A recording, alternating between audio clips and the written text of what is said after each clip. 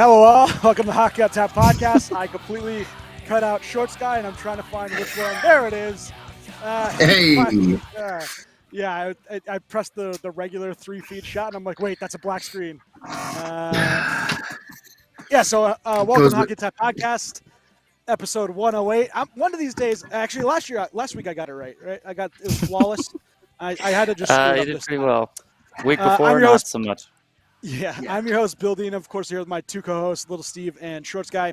Brought to you by Primetime Radio, courtesy of Sam Wu and myself. I'll be behind the desk. You can find us on Twitter, Instagram, Facebook, YouTube, Apple, and Google Podcasts, Spotify, and iHeartRadio. Please leave us a 5-star review if you'd be so kind. Gentlemen, what are we drinking? Before Steve, you start. I'm sitting down. All right. Before I put this in my brewmate, I'm drinking Sosis by Toppling Goliath Double IPA. As do I. And I'm going to have to remove this cat from my keyboard. I'm going to say at least 6 times during the course of this podcast. Sosus, craft and humble tribute to the elegant works of mosaic art created by Sosus of Pergamon. All right. It's going in the brewmate. Adios, beer. There you go. You'll have to remove your cat, and my cat will just sit right in front of me. So I don't have any desk space in front of me. It's just like my computer right here. And Melvin is not happy about it. That's why Melvin sits on the keyboard. So Tread has some space in front of me. So anyway, all right. So my beers, I have 2. I'm finishing my dinner beer, which is the Cape May IPA, and then my after dinner beer is by a New Jersey beer company called That's Loud. It's a double IPA. Oh, we're both drinking double IPAs. Yeah, it was just given to me this weekend by a friend of mine, DJ, who's actually our handler / babysitter at Red Bull matches. And handler, babysitter. He gave it to me over the weekend at the game. So I do got to say, the last thing I remember about how great my babysitter was when I was a kid is that she always also gave me beer. Is that bad? I mean, it's definitely. Is that why I am? Is that why I am who I am right now? No. We know why you are. There's a lot of other things. Yeah. And I'm pretty sure it starts with S and ends with M, and rhymes with mim. It's because of the crowd you keep, which would be us. Yeah. What a mistake. Shroom got to me at a young age. He could totally just he deflowered you at a young age. All right, by WeldWorks in Colorado. It's a collaboration with Bottle Logic Brewing. I'm drinking Science. It's a sour wheat ale. It's got raspberry, blueberry, toasted coconut, and vanilla. No lactose, Steven. Oh, nice. Yeah. Science. It smells delicious. Oh, there's coconut there. All right, cool. All right, so let's get to what's on tap for today's episode. Here's our weekly snapshot. Nothing. The NHL is back, baby, and we had some great games. Yeah. No, we didn't. I mean, I didn't. No, the Devils didn't really. Yeah, I mean, no. It's, I guess, in the eye of the beholder. No, I would like to say it was not in the eye of the beholder. It was terrible. No, it was, considering that the eye of everybody. Yeah, the eye of everybody. My team in Tampa spanked Schwim, so congrats, Schwim. Likewise. Yep. Likewise over here. 3-1. Yeah. 3-1. Zibanejad with the 2 goals. That's why Schwim's not on the podcast lately. In case you were curious. He pretty much he's just not thought used to this that thing called losing. Yeah, well, that's definitely not true. I'm trying to figure out exactly where my mouse is or my speakers. There we go. Okay. New computer, people. So all the volumes are just all over the place. Yeah. But yeah, Zibanejad with a power play goal and a shorthanded goal. Barclay Goodrow, another one against his former team. And, Rangers win 3-1. Are you really breaking down this Rangers Tampa game? No. No, all these games that were played and you're breaking down the Rangers Tampa it's really just a screw over Schwim because he's not here. Yeah, he's not listening either. Well, that's very true. He better be listening. He just landed. He should be putting this on his pot in his. He Dude, should. he's not listening. Not He's listening to. Yeah, he shouldn't be listening to his girlfriend. He should be listening to us. Listen, That's a good save. this season, has already started off with a bang. You got, multiple guys with 6 points. Artemi Panarin's got 1 goal, 5 assists. Crosby, 2 goals, 4 assists. Stammer's got 4 goals. Same thing with Connor McDavid's got 4 goals as well. Hat trick in the first game. Yeah, hat trick. Yeah, he's ridiculous. Which is funny because, you look at ESPN and they don't even have the best player in hockey on their stat system. The only person they have on here is Stamkos with at number 1 with 4 goals when, both of them have 4 goals. But I guess they just don't want to put the best player in hockey on ESPN for some reason. That makes sense. You just get this stupid company. But just quickly, 3 stars of the week. Crosby obviously was ridiculous. 2 goals, 4 assists in 2 games played. Connor McDavid, like we said, the 4 goals, 1 assist in 2 games played, and then Jay Gottinger, 2-0. I think he had the 1 shutout, which was a really good game. 1 goals against, a .968 save percentage. And 2 pretty good wins against obviously Nashville, and then the second game was against They're the both Nashville. Stars. Oh yeah, they're both Nashville. Sorry, yeah, 62 shots.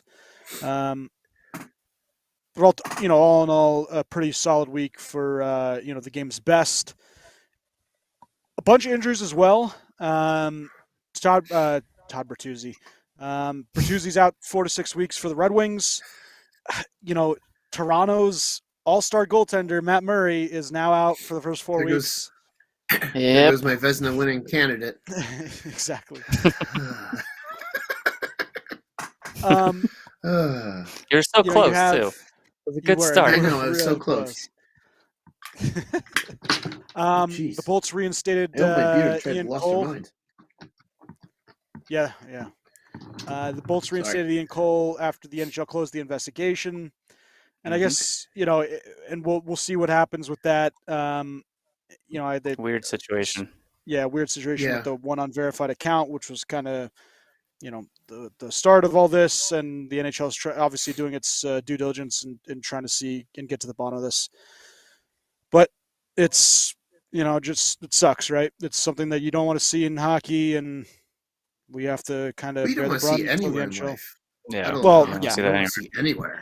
But I mean, because we're a hockey podcast, it's just that's what I mean. Yeah, want to see it in your favorite game, and it is what it is. But it's so sort of on that similar topic. The whole Hockey Canada thing, how Mikey McLeod was brought into it, as potentially wrapped into that whole thing. When he was announced, when they announced the team opening night or whatever, there was a smattering of boos when Mikey McLeod's name was announced and he came on the ice. So I found that very interesting to hear, even though not much else has come out about him and that whole entire situation. There were boos. There were audible boos when he came out onto the ice for the first time with the team. Yeah. Fans recognizing. It's good to see. Yeah. Yeah, the Hockey Canada is obviously changing its bylaws based on the Cromwell report. Canadian Tire's break with Hockey Canada, obviously showing that they're no longer a store for just guys. Yeah, that was a big one. A big hit. Yeah. Obviously it's maintained a third largely, shielded reserve fund for uninsured claims. So they're putting money away because they know they're going to be hit with a bunch of lawsuits. It just, apparently Pat Brisson is a potential candidate to lead Hockey Canada, which is probably a good thing. You want someone, obviously qualified, that's been around the game for a while, that has, kind of the Therese Brisson, that has that just a diverse background that, can obviously lead Hockey Canada in a good direction.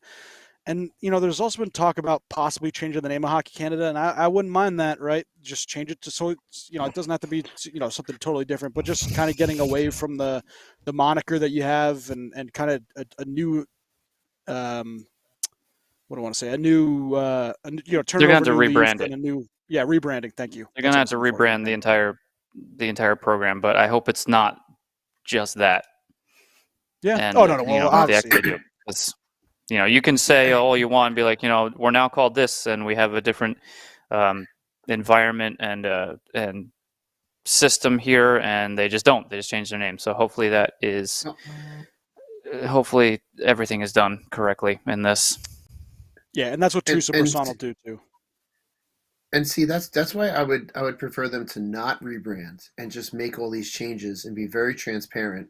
Because sometimes with a rebrand like this, it's very easy to just like, oh look, we've changed, we rebranded, we changed, new culture, blah blah blah, and it's just all surface stuff.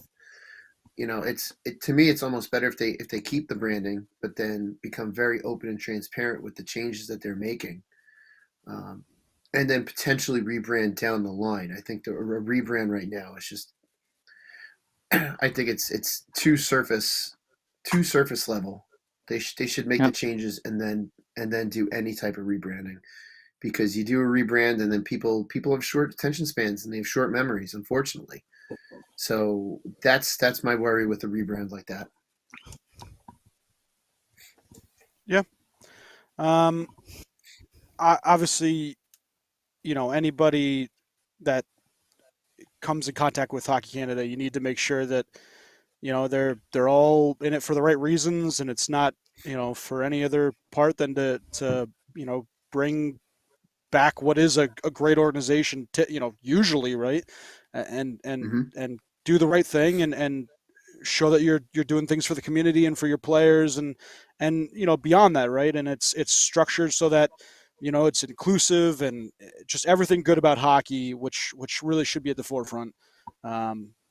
Showing off the best aspects of the game and what the game could do for everybody, no matter who they are, what they are, or how great they play or how shitty they are. Like, it's just got to be, everything has to bring hockey and just being a great human being, which you think of it as a coach, right? You're grooming these kids to be awesome adults or trying to get them to become better adults. And that's, I think, where Hockey Canada has kind of failed in multiple aspects is not giving these kids the right structure to succeed, not just on the ice, but in life. And that's just as a former coach where you get that thing. And Shorts Guy knows the same thing. It's you're leading these young men and ladies, because it's both, and you're leading them into a better future for themselves. So it's hopefully that's what they can get out of this. Yeah, I hope so Melvin. too. Yeah, what is he about to jump on the computer again? He's trying. I removed him once because he activated some sort of voice command system in my computer. I don't even know what button he pressed, but everything went black, and somebody was asking me what they can help me with. Yep. My sister's cat did that once. Stepped on her MacBook and completely inverted all the colors. Just happened to hit the right combination of keys. My sister called me, "What do I do?" I'm like, "I don't know. Let me Google it." Googled it and figured it out, but anyway. All right, a couple contracts that were added. We talked about it right before this. Travis Sanheim getting an 8-year, $50 million extension with the Flyers. And Matthias Samuelsson also getting a 7-year, $30 million contract with the Sabres. And you guys could tell me, but I feel like these contracts are now just kind of coming out of nowhere, where GMs kind of see that they're going to go up. And by the way, the cap is supposed to go up $10 million over the next 3 years. That was the big rumor that happened last week. They say over the next 3 years, it's going to jump 10 million over the course of that 3 years. So it's probably 3.5, and then 3, or whatever they want to divide it up as. But, are GMs kind of seeing this and I guess giving out these contracts, knowing that, in 2 years, Sanheim's $6 million cap isn't really as bad as it sounds? Because I feel like Travis Sanheim at $6.25 million per year for the next 8 years is kind of outrageous. A lot, yes, it sure is. It's a risk. It's a gamble. Points. It's a gamble. I mean, I don't know. No, I don't know what.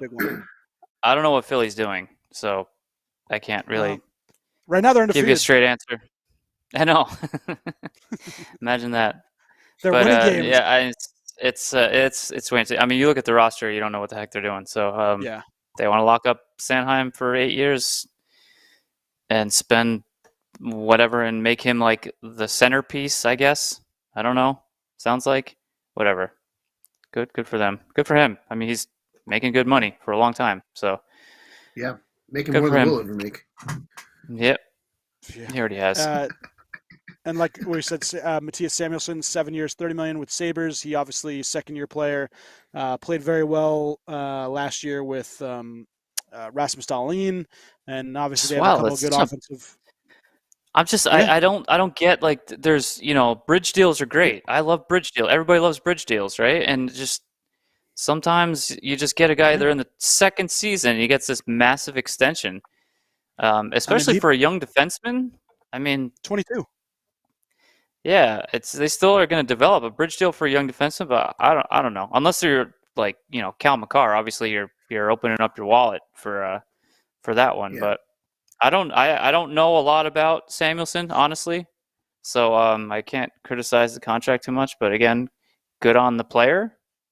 Yep. I don't know. It's just and then you get see somebody like Jason Robertson get a bridge deal and you thought for sure they'd throw 8 years at him. Like you want him for 8 years. The kid's going to be, 40 goal scorer, year in year out most likely. So and he gets what, 4 years? It's just I don't Yeah, know. It's 4 weird. I years, don't eight and a really half. get I don't get it. I did read more from Elliot Friedman on that, and he was saying that on an 8-year contract, his cap number would have been like $10 million. That's what Jason Robertson's camp wanted, and I guess from what I heard is that Dallas could not take on that size hit right now. They had to I just do a don't get like 4-year, like on the how 8. how would a longer contract give him a higher I've Because never heard of a longer Robertson, contract giving him a higher salary cap hit. I think Robertson honestly thinks that he's going to be at that mark, that he's going to be a better player in 3 years or 4 years, and he'll be able to get even more money. A That he bigger thinks that contract. that if he signed longer, he would want more money because he knows how good he's going to be. And that I I mean, guess makes sense from the yeah, player's I aspect. guess. Yeah, I That's mean, confidence. there's Yeah. comparable contracts, but yeah, it's up It's to the confidence. players and agents to really know their worth and their value because it was always bizarre. Like, why is he not signed yet? And like, it's like the only restricted free agent who hasn't been signed yet. Why aren't they throwing 8 years at him? Most of these young guys, they want the term, right? Full term, that security. Like you have for 8 years, you're guaranteed to make this money. Instead of gambling and signing shorter term contracts, not knowing where you're going to end up, and what could happen on the injury front. So yeah, I don't See, know. Whatever, I guess everyone has their own as a style. as a as a fan, I like term. I like to see a player that's going to stick around for a while, a player that'll hopefully be doing something for you and for your team, Hmm. just as long as it's A the right. centerpiece. Yeah. You Yeah, want like but not just centerpiece core players that are locked up for a long yeah, time. I mean, you like to see and that. and plus it gives you someone that that you can buy a jersey of, which Hmm. may seem like a simple thing, but some of these players sign short-term deals and then they go chasing the money afterwards. It's Yeah. like, well, I just bought your jersey last year. Now you left. It's like now what do I do? Because it's for any of us to buy a jersey, it's a big financial commitment, Yeah. and then all of a sudden that player's gone. That's why I haven't gotten an actual name on a jersey unless it was on closeout in a long time, other than me. It's just one of those things. It's kind of funny though, because when the Highlanders came out for one of the preseason games, um, why am I blanking on his damn name? Uh, Barzal. I'm blanking on. Yes, thank you. I don't know why I can see him in my head. It's Kelly's favorite player. He skated out with an A on his jersey, and all of a sudden Kelly's like, "I need a new jersey." I'm like, relax. Take it Just easy. buy We the can get A. an A They can added stitch. on. They can stitch. Relax. Yeah. We can Yeah. get it. We can get it. But there's I bring this up because there are fans that'll do that and go buy a new jersey, and then it's like, all of a sudden these players leave after you drop $200 on a jersey. It's like, it's just That's why term is good, because you can rely on that. It seems like such a small, stupid little thing, but it's it's big for fans. Yeah, I've been lucky, I gotta say, because the Penguins have notoriously had guys that have had whole careers here. Marquee players. So I've been lucky in that aspect.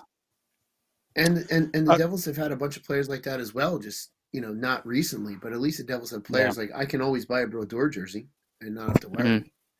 Yeah, Right. It's I always much... wait for a while until the player really establishes themselves. Also, here's a good thing for you guys, and you guys can tell me what you think about this. And it involves obviously teams and buying new jerseys. If you think there should be a jersey swap kind of thing that happens, where if you buy a player's jersey within 2 years or so, you could change it out for a different, if he's dealt or something. Now, I'm not saying like if the player's been on the contract, like, all right, for instance, Ryan McDonough was a Ranger for 6 years. I got his jersey and then he was traded. That's on me, because he's obviously been there. He was long enough. But if the Rangers say get a rookie, right, and you go out and get a Loxley Lafreniere jersey, and in 2 years you get his jersey, and then in 2 years he's dealt, do you think they could do He's some now sort of Yakupov. yeah, do you think there should be some sort of an exchange program where the team does that with you? You think that would I build don't. some like really good, fan? Would it boost jersey sales? Maybe. Yeah, I don't know. I doubt it, because they want to sell 2 jerseys, so I doubt it. So let me tell you how that would come into play. If there is some way for the team to very cleanly and successfully take that jersey back, strip the nameplate and number off. Yes. Yep. Swap it out and resell it. That's when you're going to see a team willing to do that, when a team can benefit on both ends. Maybe they cut you $20 here, but they can resell that jersey they just took back after about $30 worth of work for $100. They've netted 50 on a jersey. It's like, there's been examples of places that don't, team that players leave on bad terms and do like say bad stuff, do whatever in the team, just to kind of spite that player, be like, listen, we'll take that jersey back and we'll change that 9 to a 19 and put whatever name on it. So it's not unheard of, but I mean, like Shorts guy said, it has to benefit them financially, because otherwise there's no way they're going to do this. Yeah, I would think if you did it so you could swap it for like. I've seen it much more in soccer than I have in really any other sport, because soccer jerseys are really kind of relatively inexpensive comparative. And sometimes soccer players will change numbers season on season. So I've seen that in that instance, but it's not often. Yeah. Yeah, I was just thinking that, like, even if you charged them like $20 or something to, as like a processing fee, I think more people would be interested in getting younger players' jerseys, knowing that they're going to be around for a lot longer. But it was something I thought. A couple things on Facebook Live. They asked where Schwim is. Schwim just got back from Aruba with his fiance. So congrats, Schwim. Not that he got engaged. He survived the vacation for a while, but yeah. Congrats on getting back from vacation. Alicia, did I miss the beer reveal? You did not miss the beer reveal. I actually just remembered that I left the beer from. No, because she's asking is she got me another beer. He's covering his tracks. He's covering his tracks right now, Alicia. Covering him, because you called him out. She got me 2 beers. So now Egypt. He's writing it. He's writing a wrong right now. It's in the fridge upstairs. One of them I'm saving for these schmucks. The other one, which is the Egyptian Stella, I was gonna drink on today's podcast and I just forgot about it because we were running late. There's a baby and it's fine. I'll be in next week.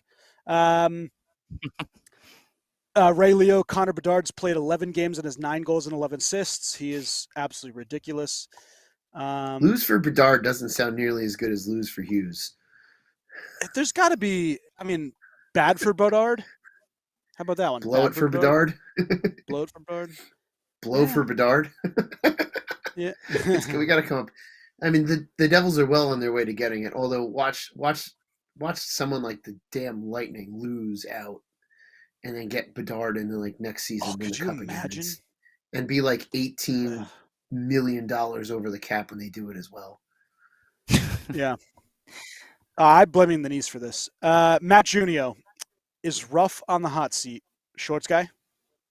Yeah. No, I think I'm back now. I'm not. Hey, Yeah, you're there we back. go. Yeah, now I'm back.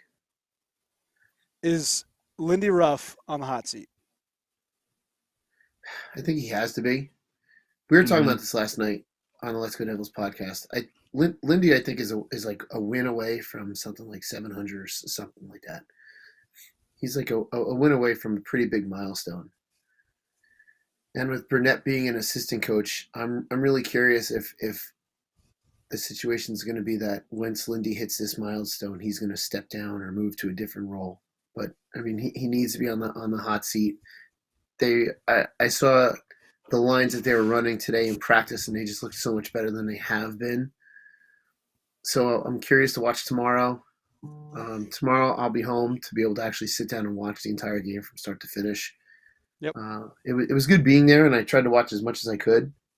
You know, it's just sometimes there's so much stuff going on when you're at the game. It's like you're looking around at different things, but It's got to be Burnett. I can't imagine Burnett like. he's It's an got to be. associate I don't know. coach.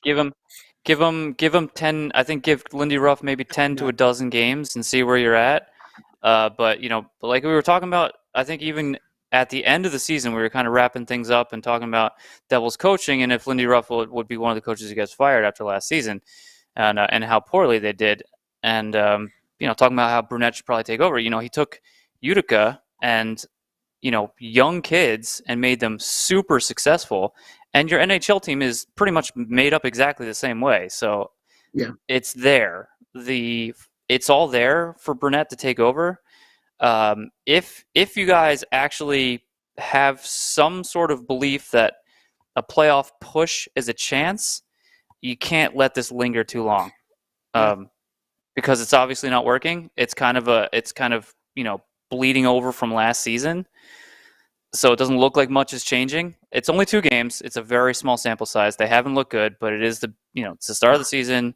Things can turn around after 2 games. Teams can look miserable and turn it around. But I just don't think Ruff is the coach that you're going to have success with, regardless. He could do fine, still have a somewhat winning record after a quarter of the season or 500 or around 500. And I don't know. I think that's waiting too long. So yeah, we shall see. no, it's you definitely have to have it a relatively quick kind of turnaround. So I'm just looking at numbers. I should know this. So, where is Rangers on the power play? Yeah, and Matt Junio bringing up the change in like the rest of the staff, assistant coaches, and so on, and they can only do so much. It's still the head coach, and I'm sure Lindy Ruff is letting them do whatever, but it's the environment, it's the locker room, it's the system, it's everything that the head coach brings, and so. John, I don't know. I think he should. I think like you said, I think it's his hot seat is about as hot as it gets. It should be. Yeah. I should say it should be. Whether or not it actually is another question. But yeah, the Devils have really some exciting pieces that can potentially have some success. There's people that were there's multiple analysts saying that Devils could squeak in even the top 3 of the Metro, which isn't completely unheard of. They're young, they're fast, they're hungry, they could surprise some teams. Some teams could slack a little bit. Anything's possible, right? And but anything's possible. I don't know the way it's looking. And I mean, you can look great in practice. For God's sakes, Kasperi Kapanen all of last season was the best player in every Penguins practice every day, and quite possibly one of the worst players on the roster come game time. Having a better season this season to start, but still. We all played with players. We all played with players that were practice players and still somehow got into the lineup. No matter what they did in a game, they would get into practice and they would just light it up for some reason. They could do it in practice, but they were just unable to do it. Come game time, yeah. Come game time, but they would still get in the lineup, and it was just so frustrating. Boom! For some reason. So it's Lexi Lafreniere. Yeah, we got another Schwim on this podcast. I thought he was off. Yep, Rangers up 4-2.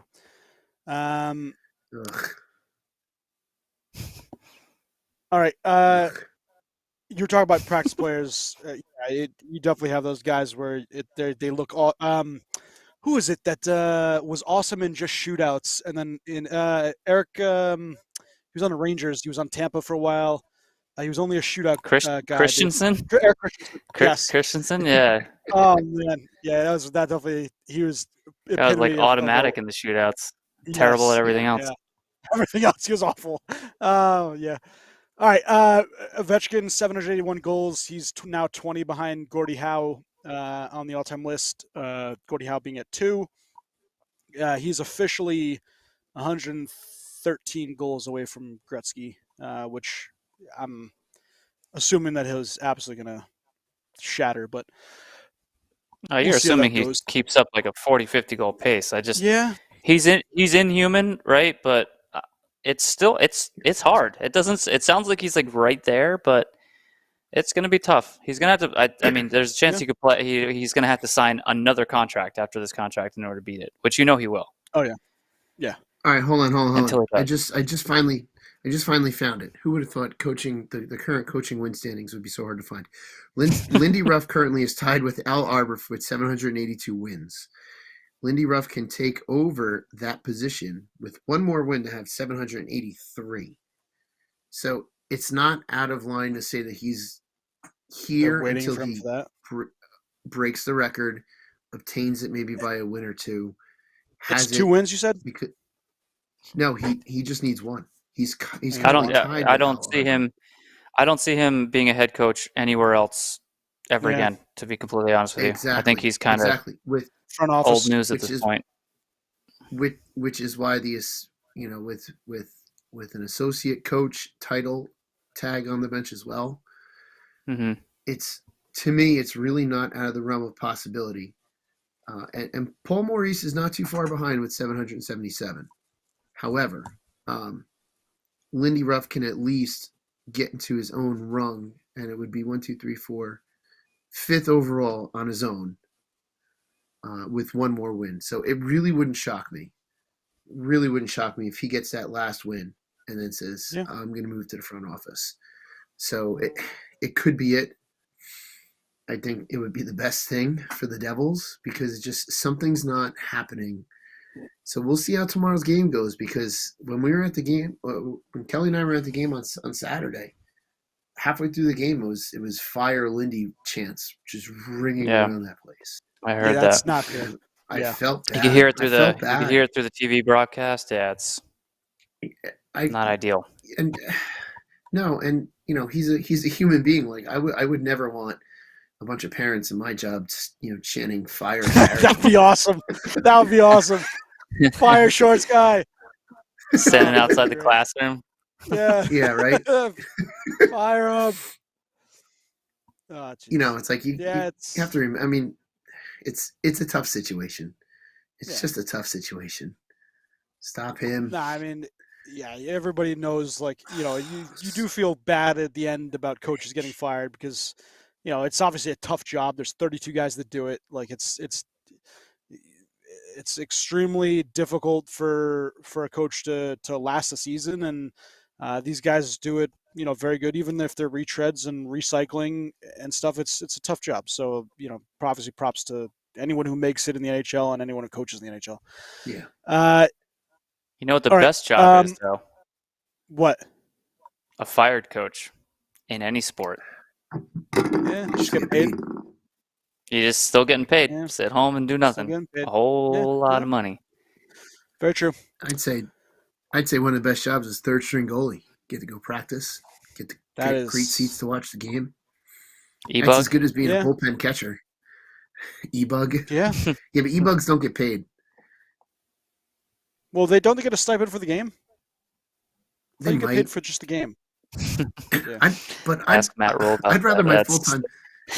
I'd exactly really rather my full-time job just be a third string goalie. Matt Rule. That is a really bad coach right there. NFL. Yeah. And he looks like a poor version of or like a skinnier version of the actor. Schwim? Schwim. Schwim? No, the actor. He was in the first. He was the villain in the first Jurassic World. D'Onofrio, Vincent D'Onofrio. Jurassic World. He's in Jurassic World. He's the bad guy. I don't remember technically the bad guy. D'Onofrio on that. Yeah, he's the guy that sends the raptors out. I don't remember. With, Wait. Pratt. Okay, I don't remember. Yeah, All right, continue. He comes in as the strong. Right, yeah, anyways. he comes in as the strong man, taking over for InGen. Yeah, Yes. Okay. Yes. All right. A couple quick standings notes. Eastern Conference: Bruins, Red Wings also undefeated. Panthers all sitting at 2-0. Leafs 2-1. In the bottom of that division, you have the Senators 0-2. Everyone was very shocked at their first two losses. Metro, the three top teams, obviously Penguins, Hurricanes, Rangers. Miraculously, the Flyers are up there 2-0. You got the Jackets at 0-3, which everyone's a little shocked at, but I think they turn it around a little bit and kind of get back. Hold on, I got a funny story about the Jackets. Shoot. When I saw the announcement that Laine was out and he was going to be out for a while, I was like, oh man, that sucks for whoever. I was like, that sucks for whoever drafted him. It's and you. I looked at my roster, and I was like, "Oh shit, I drafted him." Well, who picked him? Who picked him for the Rocket? Was that Schwim who picked him for the Rocket? No, that was me. So already we got a Rocket candidate out Vezina. for a while, and a Vezina candidate picked. Yeah. Oh man. Dallas 2-0. They're the only undefeated team. Or sorry, well, they're 2-0. They're sitting in first in the Central.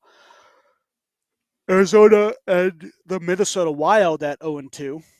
Vegas Golden Knights 3-0. Flames 2-0, and then San Jose Sharks 0-4, and not looking pretty. 6 goals for, 14 goals against. Some solid goaltending. Yeah, that is Connor Bedard, San Jose Shark. Yeah, San Jose. It's Shark. gonna. I think he's gonna. That. I'm okay he's with that. He's gonna end up in a strange market. I feel like. So I hope it's. I'll take we get all these number one picks to end up in places. I mean, I guess to outsiders, the Devils would be a weird market. Yeah. If the Devils can get a number one overall pick, anybody can. Okay. They've had two. That's what I'm saying. If they can win a lottery, I think any of these other teams can. I don't think there's a fix. I'm not buying it. Yeah, but we also. Yeah, but what you have to realize too is the Devils are still contained within one of the biggest media markets in the world. We're lumped in. But we are lumped in to the New York area, which is one of the biggest media markets in the world, and we have very close rivals, which the league can then in turn into just a marketing machine if it works out. But what I could say about that, you can't put him in San Jose. In theory, yeah, and again, this is all in theory. Yeah, but what I could say about that is they could have easily given that pick to the Rangers because they won. They did also technically win that. I'm actually surprised. I thought for sure the Rangers were winning that draft, the Jack Hughes draft. I thought for sure they were winning it because it just made sense, right? It was like to the Rangers or the Devils. If the league has something to say about that, it's going to the Devils 10 out of 10 times. Yep. I'm sorry, the Rangers. Yes, the Rangers. Yes, I'm sorry. I still think it would have gone to the Devils because the Rangers are able to easily sign people. The Devils are not. No, but you still want some of the bigger faces. Like some of the bigger faces you would want, obviously, within this that. Is a bunch of What bullshit. is you have issues? MLS? Yes. That's funny. I really do. Yes, the league. Yes. I believe I'm turning on Monday Night Football because this is just You want to see me turn to swim? It's about to happen really quickly. Are you watching New York? I turned it off, assholes. And it wasn't just the Rangers in that draft. If you remember, the third pick was the Denver Broncos. The Denver Broncos. If you remember that draft, totally just knocked it's okay. Rails. Anyway, yes. If you remember that draft for Jack Hughes, Rangers were 2, Chicago was 3, Colorado 4, and LA Kings were 5. So they could have given it to any of those teams if they really wanted to fuck over the Devils and not give like a premium market. Oh my God, dropping F-bombs. Oh yeah, sorry, my bad. And Detroit 6. They're we're just I don't think. I really, honestly, I don't think I don't think the league intervenes in the I draft really lottery. don't think so. It's just fun to say. I know, yeah, it is, but yeah, I'm not buying it. I mean, the Edmonton thing was weird, right? That it just kept winning and winning and winning, not games, draft picks. Yeah. But I don't know. I'm not buying it. Yeah. And as as Ray said, instead the league gave us Lafreniere. Yep, with that pump guy and with the what was it, a 0.9% chance of winning or whatever the heck it was, and the guy that like fumbled the ball and stuff, and it was let a weighted the conspiracies ball. It was fly. a weighted ball. Well, because man, remind me, the Lafreniere draft was after Jack's draft. Yeah, right. It was the How many after. years? Year or two. Just the immediate next year, or 2 years? If it was the year or 2 2 years? years. No, I think because I think it was Kako and then immediately and then Lafreniere. So they had the second and then the first. Yeah, it was the year after. Yeah. Okay, so bring in the Samu conspiracy theory model here. Why not give the Rangers the first overall after immediately giving the Devils the first overall to create some kind of a giant rivalry that the league can market and try to make boatloads of money off of? It makes sense on the dollar side. Yeah. Sam Wu would not only authorize, but he would absolutely rubber stamp this conspiracy theory. He would absolutely go with it. More rubber stamps. More rubber stamps. More rubber stamps. Got a lot of games going on today. Some good ones. Obviously, Pittsburgh's at Montreal. Not exactly a great game. I just meant, in general. Florida at Boston. Why? Well, because Montreal. They stink. Okay. You guys should win. See what you're I'll saying. tell you what, though. Jake Allen played phenomenal against. Yeah, he did. Yeah. And that was only a 1-0 game in theory. Or in reality, I shouldn't say not in theory. In reality, that was a 1-0 game because Jake Allen made one of the saves of the season in that game. It was nice. That save with the toe of his goalie stick was insane. And the fact that Detroit had 33 shots or 34 shots through 2 periods, and I think they finally scored in like the low 40s or the late 30s with their first goal. Jake Allen had a hell of a game that game. Yeah, no, he did very well. All right, I wanted to quickly get to a couple of notes that I had, and I'm trying to find. All right, there was a question online. What would you like to eat out of the Stanley Cup? Steven, what would you eat out of the Stanley Cup if you had the chance? Thai lemongrass soup with crispy mushrooms and tofu. Okay. Does sound pretty Didn't good. think I was going to say that, did you? I figured it was something. A giant shrimp cocktail, shrimp lining the bowl, the cocktail sauce in the middle. The cocktail sauce would fill. I love cocktail sauce. It would fill the entire cup of the Stanley Cup. It would be awesome. Shorts. Oh man, what would I want to eat out of the Stanley Cup? That's a tough one. I have to think about this one for a second. Dean, you go, and then I'll give an answer. I just need a moment. I've been trying to figure it out. Mud Hens vegan chili. Chili sounds pretty good. Chili does sound good. No. That. Yeah, I'm gonna go for rice pudding. I'm gonna eat rice pudding. Oh my god. All right. That's a lot of rice pudding. That is a lot. I didn't say that'd be a lot of rice pudding. But not even the whole cup. But quite appropriate. Whole damn thing of rice pudding. Jeez. Oh man. Man, that's tough. I don't know what. There's a lot of great options. I know there's a ton of great options. Based on what Shorts Guy says, who out of the three of us are more likely to have diarrhea immediately after? So far, I think William's in the lead. Ray Leo said Malamars, just a bunch of Malamars. Whole mess of Malamars. Yeah, all right. Speaking of Malamars, we need to get Tommy a Disney Plus account because he needs to. I have one for him. He's got to get me. He will have my login account as long as he gets me his ESPN Plus account. All right. Well, so it's even one of my first thoughts was not the Mud Hen vegan chili, but the Mud Hen fried pickles. Yeah, Just eat that's fried pickles out of here. pretty good. Just a whole bunch of fried pickles. think- Although you 'cause would Dean- certainly be in the running for the diarrhea contest if you had an entire cup full of those fried pickles. A cup So- full of pickles. Dean, You think you would Dean, last through a cup full of Thai chili?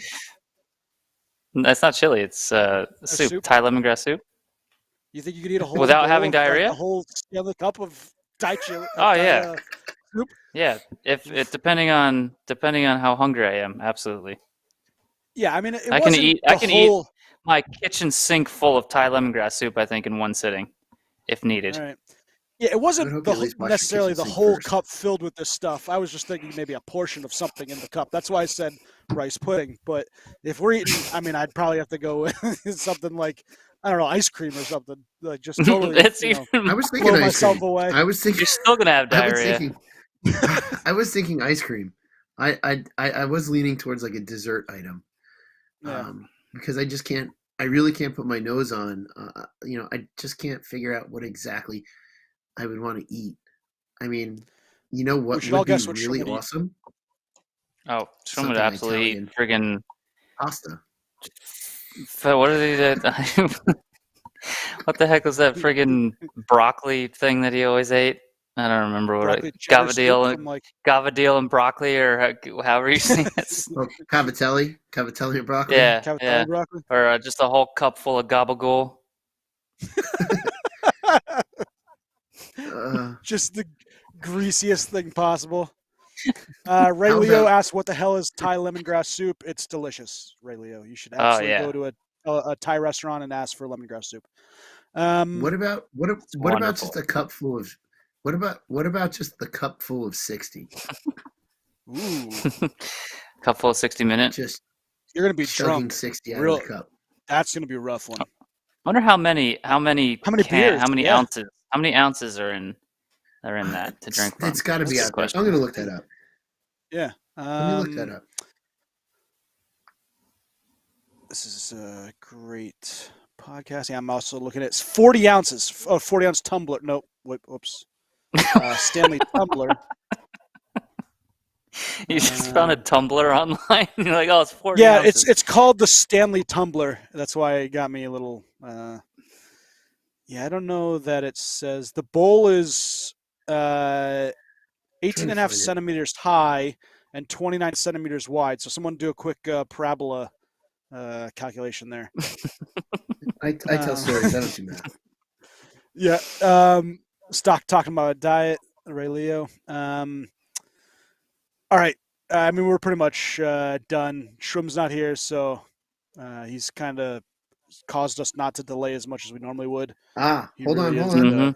the worst.